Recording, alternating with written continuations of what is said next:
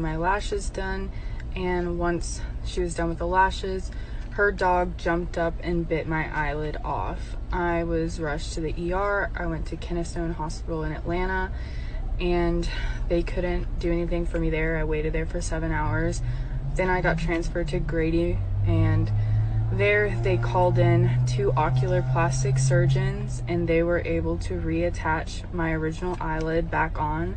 Right now it is sewn shut for 10 days, probably 6 now. I'm seeing my surgeon tomorrow, so I'll have more updates on what's going on and how it's been.